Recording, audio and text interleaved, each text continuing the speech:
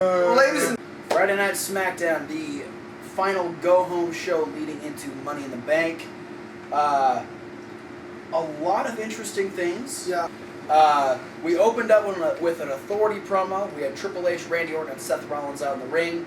Triple H obviously touting that both Randy Orton and Seth Rollins will be winning their respective ladder matches this Sunday at Money in the Bank. Seth Rollins, a party skeleton. Which to me, what that promo says is, and this might not be 100%, but it feels like it says, if one of them wins, the other one won't. That's safe to say. I really don't think either of them are going to win. Yeah. To be completely honest, I think they're too obvious of choices. Yeah, I'm leaning toward that, but that's kind of what that promo foreshadowed, in my opinion. I can agree with that. I think the main thing they tried to get over in this is that Rollins was acting a little more cocky and saying that it was more so Rollins that was kind of going with, okay, just in case Randy doesn't win his ladder match, I'll definitely win mine.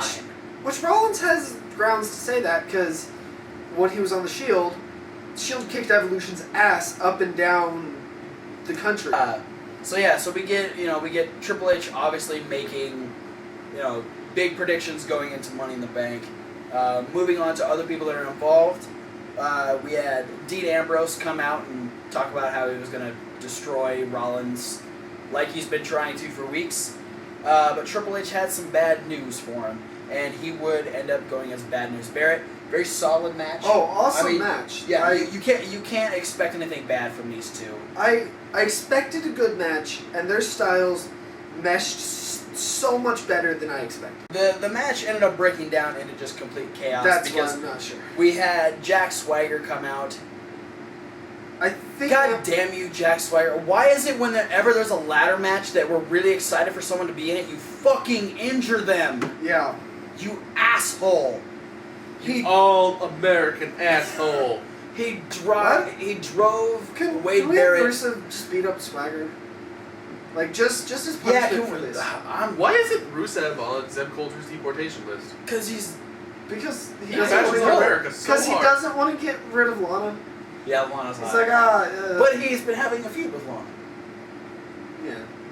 Anyway, Swagger's a fucking asshole. Yeah. Because he drove Barrett so hard in the barricade that he separated his shoulder. You could see immediately after he hit the barricade, he started grabbing his shoulder. He was trying to let Jack Swagger know that he was hurt. Referee came over. Doctor came over. After that, Barrett had left. Ambrose attacked Swagger, and then Rollins came out and attacked Ambrose. It was just a bunch of craziness. So at this point in time, we don't know if Barrett's going to be in the Money in the Bank ladder match tomorrow. I'm keeping my fingers crossed. I'm really hoping, because he was, other than Ziggler, I think he was the one I was most excited to see. Yeah. Especially with, after the Intercontinental title match they had on Raw, the fact that both these guys are doing everything they can to deserve something like this, they were both viable contenders for the briefcase. Paige and Cameron had a match. You seem like a sweet girl until this was Cameron trying to prove that she was as good as Naomi, that she could beat Paige before Naomi gets her title shot. So Cameron would ultimately lose her match against Paige. Naomi would get in. She's been trying to play the respectful, I don't want to be a bitch like Cameron. She'd get in, she'd shake Paige's hand. Cameron would end up being a bitch again, trying to fight Paige. Naomi's trying to back them off each other, and then Cameron pushes Naomi into Paige. Paige starts to attack Naomi because she thinks that she shoved her, and it just causes more tension. And Cameron is sitting in the corner flipping her hair like, I totally got that. Okay, one thing I really hated about this segment, and this goes for a lot of diva fights. Like, we had... Okay, so Paige is a trained wrestler. For all intents and purposes, she's trained how to fight someone. But then, so from bell to bell, she does her moves, she executes forearms and whatever. And then, a fight after the bell, it has to be a slap fight. Yeah, she did get really catty at the end. Yeah, she's a woman. Right. What do you expect? That's WWE's logic. Like, oh, you're a woman, you have to slap fight. But then why can they wrestle in the match? It just doesn't make sense. Yeah, it was... Because they're trained wrestlers, not trained fighters. Yeah. So that's leading more tension into Naomi getting her title shot this Sunday at Money in the Bank. I don't necessarily say that it makes the match more interesting because I was already interested in the match. Yeah. So we'll see if Naomi has what it takes to dethrone Paige this Sunday at Money in the Bank. Following that, we had a Wyatt promo. All three members of the Wyatt family were talking about their respective title matches this coming Sunday. Luke Harper would be addressing the Usos, telling them that they have what they want and that they were coming for the tag team titles, which would lead into Bray Wyatt going on one of his amazing, make no sense, but I love every word you say rants about how he's going to win. The way I just... This guy's horny for Bray Wyatt promos. I'm horny for promos, period. Is it okay to say that? Periods? It's gross. That's weird. Post in the comments. So, the Bray Wyatt promo, what this promo told me, besides what he literally said, what it foreshadowed to me was it's more likely now that the Wyatts are going to take the tag titles, and less likely that Bray Wyatt will win the world title. Yeah, he did seem a little too confident, which usually means you're not going to win. But speaking of Bray Wyatt, he would go into a singles match with Sheamus. A very hard-hitting match. One of the things that I thought was really great, Wyatt does that running senton that he does. I think he did the best one he's ever done against Sheamus. Yeah. Because he ran into it, he jumped and literally threw himself back onto Sheamus. I don't think anyone, to me, is going to top the pay-per-view one at Cena when he did it off the steps. Oh, okay. Oh, and Payback? He did the best... He did the best non-stipulation match the best, senton he's ever done. That's a really specific senton, but... It was the one part of the match I was like, oh shit, that was awesome. That was really cool to me. Yeah. Sheamus would ultimately win due to disqualification. The Wyatts would get in. Sheamus actually had the Usos out there backing him due to the promo. It would lead into a giant six-person clusterfuck brawl. So after that match, the Usos would fire back with their own promo, talking about how they're gonna keep the tag team titles, which I think the Usos have way too much fun doing promos. Yeah, I think they were all over the place. The Usos were always good, but as soon as they found their spot as a tag team, as soon as they found that sweet spot, their promos took off. Yeah. Which I can tell you in part that the reason why the Usos have gotten so good at promos is because of their recent spending a lot of time working with Cena. The Usos have recently credited John Cena to the reason why their promos have gotten so much better. I believe that. This one was just, they were just having fun with it. You know, they feel so confident. Yeah, they're two guys who really, really seem to enjoy their work. Yeah. But obviously confidence before a pay-per-view tends to mean you're going to lose. Sometimes it does. I don't know, everyone's confident before a pay-per-view, so... Oh, okay, overconfidence. Yeah. Well, we talked about Ryback making the challenge to Dust to Dust on main event. We had the return promo. I still don't know how I feel about Stardust. I know you two love him. Perfect. You feel the same way we do. You're just reluctant to admit it. Yeah. This is the same way you felt about Adam Rose's gimmick when he first started. That's because I wanted him to be Leo Kruger. And you just want Stardust to be Cody Rhodes. No, I don't. This is going to grow on you. No, I'm just really creeped out by Stardust. Instantly, what Stardust does, what Dust to Dust does, it injects so much new personality into the tag team division that really, aside from the Usos and the Wyatts, which the Wyatts only kind of count because they're just now jumping into the actual tag team title picture, it has been severely lacking. Yeah, ever since around right before WrestleMania, because right around the build-up to WrestleMania, it seemed like they were going to do some sort of big multi-team match, which ended up being the pre-match, right? Yeah, they ended up doing the Four Corners tag match in the pre-show. Which, that was kind of a letdown, considering they could have done a tag team turmoil kind of thing at Mania, highlighting all the tag teams on the card. But, ever since about that moment, it seemed like the tag team division has really died down. Yeah. And, as far as Dust to Dust, breathing new life into it, it's hard not to love Goldust. I love Goldust. His character. Goldust is awesome. And to me, it's just Stardust is having another Goldust there. Well, and it's like double the Goldust, double your pleasure, double your fun. And you can tell how much fun Stardust is having being Stardust. If there's one thing that if there's one thing I love about Dust to Dust, it's how excited Goldust is for Stardust. He loves this gimmick. That is the best part. Is I love seeing how excited Goldust gets. Yeah. That's the best part for me. I also, it's jumping backwards in time a bit. This is why we need a time machine to bring out. Yeah. But as soon as Cody Rhodes became Stardust, new energy, new moveset, new. Yeah. New. Yeah. Everything new. It was so fresh, and you could tell that he saw this as a fresh start too.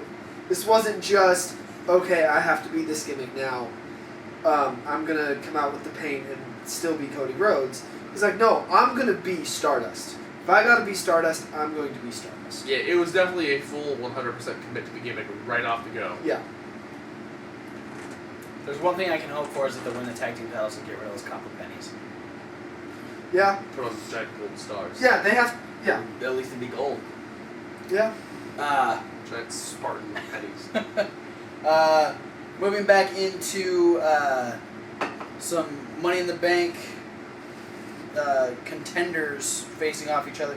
We had a tag team match. We had Del Rio and Cesaro versus RVD and Dolph Ziggler. So 2 guys from the main Money in the Bank, or the championship ladder match, versus 2 guys from the contenders briefcase ladder match. Yeah. Cool dynamic. Cool dynamic, and I think a lot of it is to say that, hey, the briefcase ladder match is no less important than the championship ladder match. Yeah. Okay.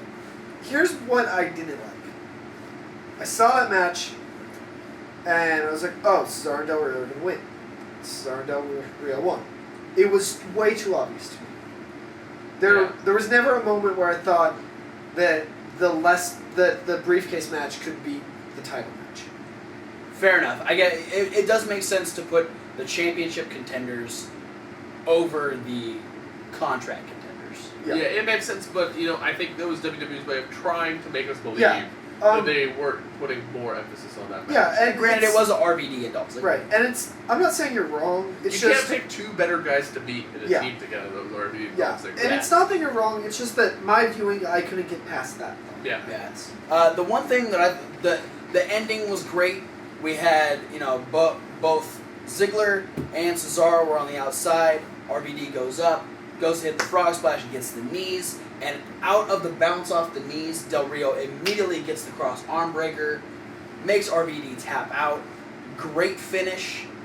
Made Del Rio look really strong, which I think is something he really needs, especially he's kind of the outcast of this whole title match because he doesn't have a lot going into the match itself. But then Del Rio's not even Sheamus in this match. Yeah. But then he'd get his ass kicked by Cesaro. Ultimately Cesaro looked stronger. Yeah. But Del Rio got a moment. And then definitely Cesaro's basically the only big statement he's made going into the Money in the Bank ladder match. Yeah. Not really. He did have a good promo, I believe, on Raw, because they had all of the. Maybe it was Smackdown last week. They had all of the championship contenders come out and cut promos on each other. And Del Rio did one out there, and then he did a backstage one that made me believe a little more in Del Rio. But other than that, this was probably the strongest Del Rio's looked going into this match. So kudos to him, but... Then Claudio got the best of it. Cesaro ended up on top. Because he is the best of you.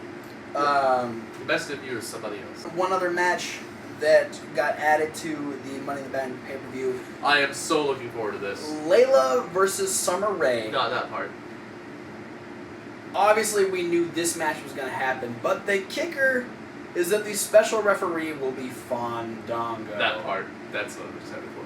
I am so excited. This match may suck, but at least Fandango will be the referee of this suckfest. Yeah. He's not a referee this porn.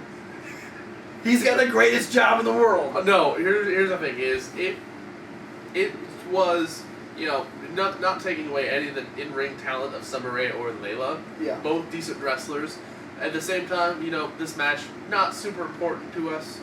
Could be it's a space filler. Could be kind of blah if, you know, they don't pull out anything super special during it. But the fact that they're adding in Fandango as a special referee definitely gives it the edge to be funny. Finally, our main event of SmackDown, we had Roman Reigns versus Kane.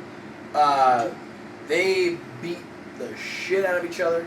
It made Roman look really strong, which I think that was kind of the idea of it. Roman Reigns would beat him via disqualification after Randy Orton came out. Then they did something that I didn't even think of after Raw was they had Roman Reigns beat down. They brought in a ladder, and it almost looked like Kane was going to hit somebody with it, but he set it up, and he let Randy Orton climb to the top and grab the titles. So it's almost like Triple H has put Kane in there specifically to make sure that Randy Orton wins the titles this Sunday. Yeah. So it'll be interesting to see how that dynamic works in the match.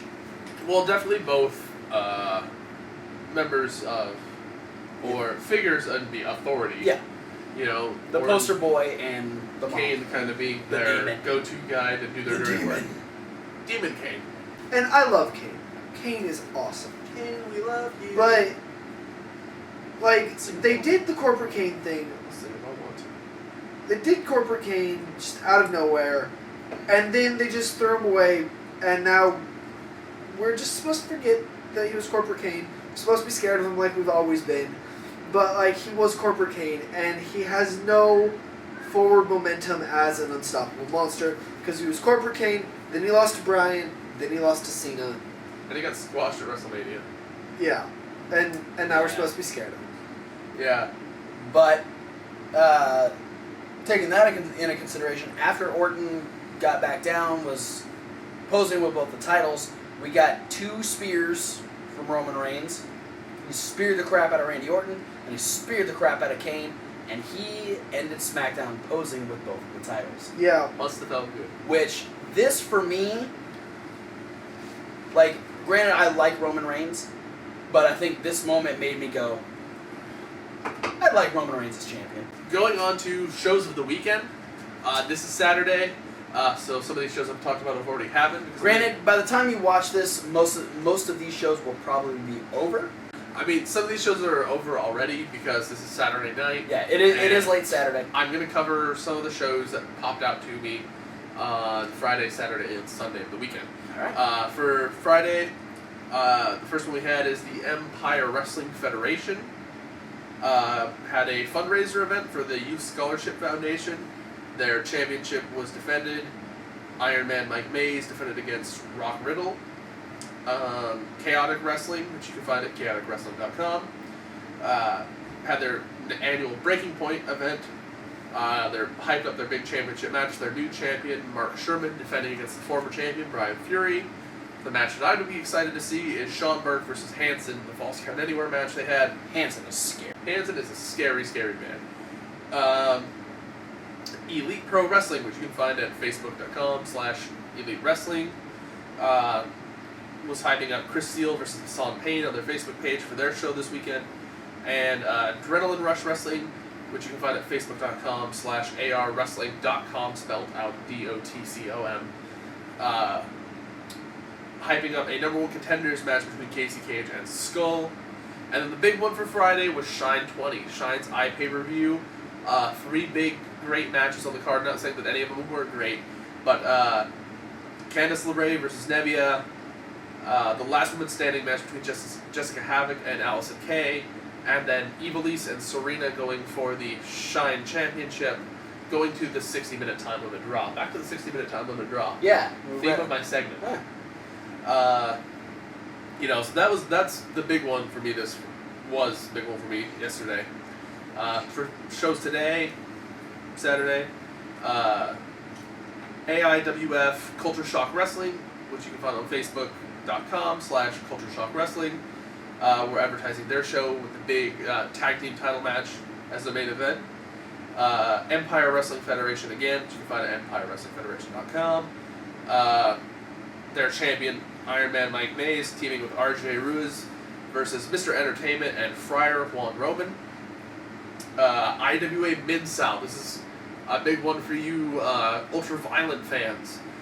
Today was their day of death. They had both the Queen of the Deathmatch and King of the Deathmatch tournaments.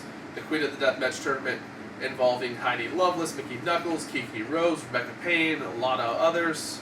They even had a non-Queen of the Deathmatch tournament match involving Jordan Grace against, I'm sorry that you had to go against LuFisto, because she's definitely one of the best deathmatch female wrestlers I've ever seen. Beast. Also, the King of the Deathmatch tournament, which they have later in the afternoon, featuring guys like Matt Tremont, Devin Moore, Masada, Suicide Kid, and Christian Skyflyer, along with, like, I think 7 other guys. I think they had 12 total.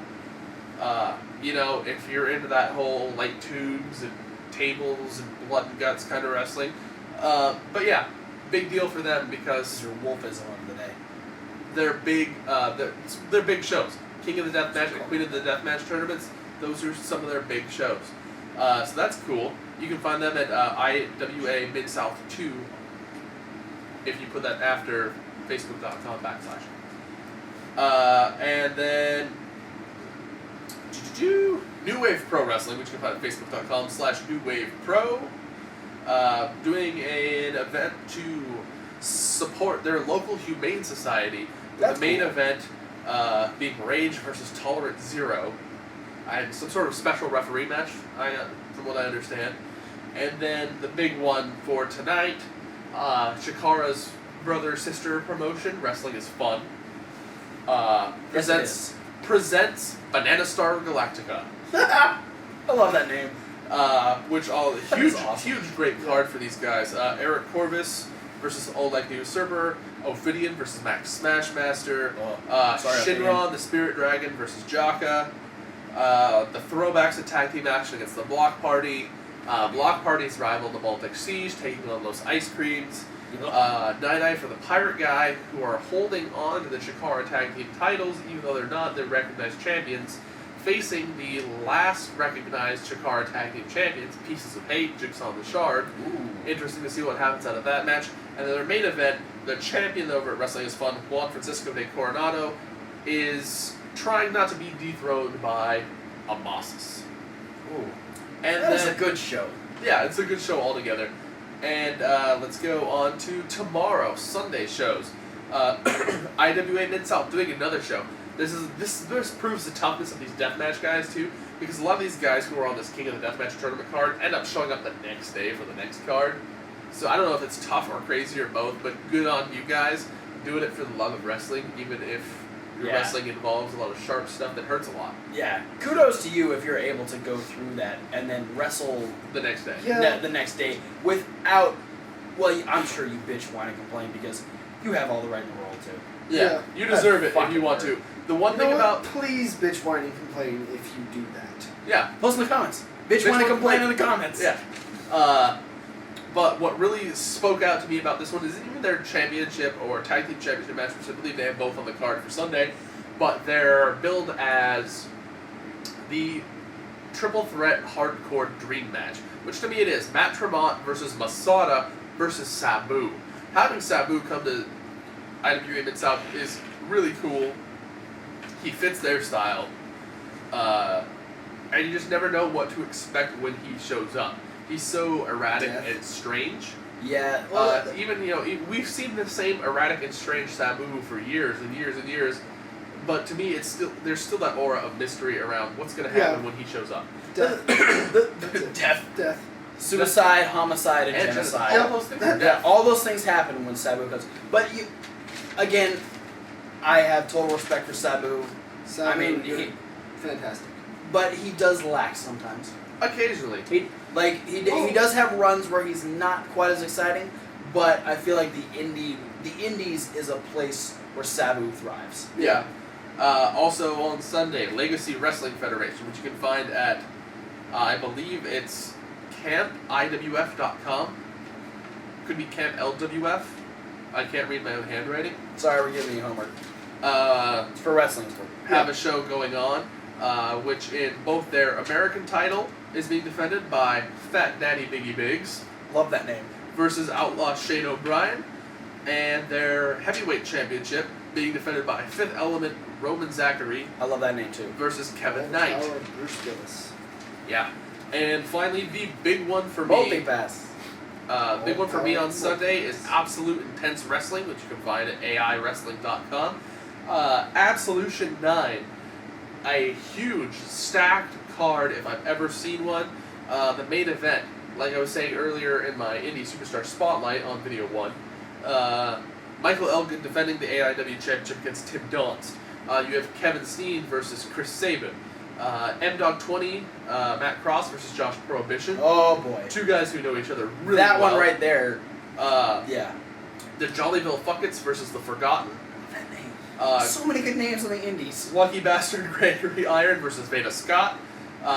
Lucky Bastard's not really his name, but no, but he is a lucky bastard because he's facing Veda Scott. Veda Scott. Oh my god, I'm jealous. Eddie Kingston, my favorite guy, against Ricky Shane Page. And, you know, that's what, 1, 2, 3, 4, 5, 6 matches, and then they have 4 more that I didn't even write down. 10 matches. 10 matches on top of those, which there's like a 6-man match. I think there's another tag team match. Johnny Gargano's going to be there against some guy whose picture was an actual picture and not even a person. And his name had a hashtag on it. You could appreciate that. Right? Or he's going to be offended by it. We're not going to take this into... I do have a question for you, though. One Yes. quick question. Because last week your question to the indie wrestlers was, what's the one thing that a promoter can do wrong? Yeah. One of the answers was too many matches on the card. Do you feel that's too many matches on the card? In some stances, yes, but Absolution is, in my opinion, the AIW WrestleMania. Oh. Then put as many matches on that card as you want. Yeah. So, I mean, yeah, and it's the one they've been doing since they've started. I mean, like I said, it's Absolution 9. Also, You know, so when it's one of these that They've you've been been doing it doing for a while. for a long time. You know, this is one of your super card shows. Maybe not their WrestleMania, but definitely one of their super card shows. yeah. Also, to add to that, I feel like, as a fan, so maybe, I don't know, but I feel like there's not real... Well, you don't want too many matches. There's not really a number of what too many is. It really depends on the pacing and content of those matches. Absolutely. That's well said. And closing little bit we're going to do here, we're going to try and do every so often. We asked you in last week's episode, you saw the 3 shirts we were wearing, one of which is still here. We had the triple threat match, the potential Fantasy Warfare triple threat match. Who do you think would win out of Eddie Guerrero, Daniel Bryan, or Johnny Gargano? And a very interesting triple threat match. You've got, you know, a 3 guys can go. You got a hot indie star now. You've got a hot indie star who's at the top of the world, and you've got one of the greatest wrestlers of all time from one of the most powerful families of all time. Yeah, it would be an unbelievable match. It would. They can all fly. They can all mat wrestle. Yeah, all around, I think whether you would see this match on an indie show, or if you would see it on a Raw, or if you would see it on a pay-per-view, all around, you get a 5-star match no matter which way it gets booked. Yeah. We've seen all these guys run amazing matches against different superstars. There's no chance that the 3 of these guys could not have a great match. I just want to reiterate again, when we say who do you think would win, it's not, well, whoever the booker, but who would you book to win? Yeah. Who do you want, like, if you were watching TV and you saw this match come on, who are you rooting for? Yeah, there you go. Post in the comments. Give us options of other Fantasy Warfare you want to see. It could be anyone. You can pick TNA, WWE, people from NXT. You can pick any indie promotion that you know. Which we're talking, the limit's endless for indie promotions. Chikara, Pro Wrestling Guerrilla, Ring of Honor, AIW, AAW, All Japan, Evolve, Dragon Gate USA, Michinoku Pro, you can keep going forever. Oh, yeah. So get creative. Give us a little bit more homework. If it's someone that we don't know, we can. You know, if you have links to YouTube matches or if you have links to web pages, Post them in the comments. We'll take a look at them. We'll come up with our own idea of who we think would win matches based on the comments you leave us. Before we sign out, not to sway your guys' opinions, but why don't we weigh in on our predictions if we had the Fantasy Warfare match? God, you're gonna make me do this? Yes. I hate you, Hawk. No, you don't. I'm gonna let Thomas go first. Well, I can't vote against Eddie. Not just because he's dead, but Eddie's just so phenomenal that I would root for him no matter who he wrestled, I think. I'd have to agree, but I think based on how well I know these three, I would probably be torn between Eddie and Brian. Brian staked his claim in the Indies. He staked his claim in WWE. He is one of the top superstars right now. It would be hard to pick a favorite between him and Eddie Guerrero. I think I'd ultimately have to go with Eddie Guerrero. Yeah, Daniel Bryan and Johnny Gargano, two guys I love. Phenomenal athletes, phenomenal wrestlers. That aside, as much as a lot of wrestlers have claimed to be so, when you look at it from a wrestling standpoint, I think Eddie Guerrero was the total package. Yeah. And again, I guess it's going to be a unanimous three-way decision that Eddie Guerrero would be the guy who I assume would end up winning this match. We want to know your opinion. Who do you think would win the triple threat match of Eddie Guerrero, Daniel Bryan, and Johnny Gargano? Oh, and for your suggestions, any match type you want.